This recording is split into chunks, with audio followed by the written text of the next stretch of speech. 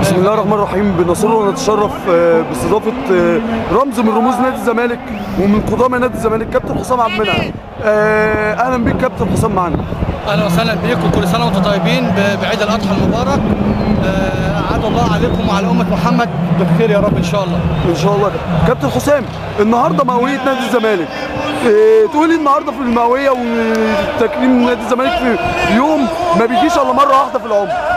طبعا انا ببارك لكل من ساهم في حاجه زي كده، وببارك لاعضاء مجلس الاداره من ساعه ما النادي اتعمل لحد وقتنا هذا، بايا كان بقى بحلو بوحشه. طبعا احنا بنتغاضى عن كل حاجه، واهم حاجه السيره الحلوه. طبعا انا مبسوط جدا ان انا موجود طبعا في الاحتفاليه ديت لنادي الزمالك مع الجمهور الجميل الكبير دوت بعد اخفاق المباراه بتاعت اتحاد الشرطه، ولكن النهارده الجمهور حريص ان هو يبقى موجود في الاستاد ويشارك في الاحتفاليه دي. كابتن حسام، انت جبت دوري سنه 2001، كانت بعد 7 سنين ما اخدناش بطولات، ما اخدناش بطوله الدوري. كانت شعورك ايه لما شاركت في الدوري ده وانت حرصت الهدف اللي هو جاب حسم مننا الدوري؟ الحمد لله بفضل ربنا. هو كان لنا نصيب في الفتره اللي موجودين فيها مع مجلس الاداره ومع اللعيبه اللي كانت موجوده. انا شرفني ان انا اكون جبت بطوله واحده بس في نادي الزمالك، لكن الفتره اللي احنا كنا فيها احنا جايبين حوالي 13 بطوله. هيثم فاروق، محمد صبري، خالد الغندور، كابتن حسام حسن، كابتن ابراهيم حسن، مجموعه كبيره قوي.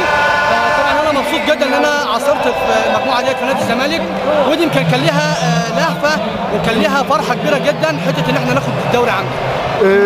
كابتن حسام، انت تقولي النهارده اللعيبه اللي هي عصرة المئويه بتلعب في الجيل الحالي، يعني نصيحتك ليهم ايه؟ الناس اللي موجوده دلوقتي في الوقت الحالي.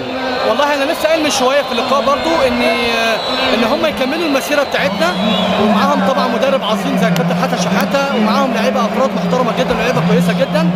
فنتمنى ان شاء الله يكملوا المسيره بتاعت نادي الزمالك بعد المئويه ديت.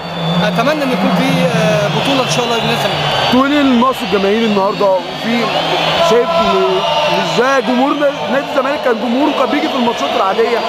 معلش انا وضحت لك حته برضو ان في اخفاق المباراه اللي فاتت بتاعت اتحاد الشرطه، فده يمكن ده اللي اثر نسبيا شويه على الحضور الجماهيري النهارده. تقول للجمهور الزمالك في مواعيد نادي الزمالك؟ لهم كل سنه وانتم طيبين، وان شاء الله باذن الله ربنا يديكم طول العمر وتشوفوا ان شاء الله نادي الزمالك في بطولات وبطولات وبطولات ان شاء الله باذن الله. شكرا جزيلا كابتن حسام.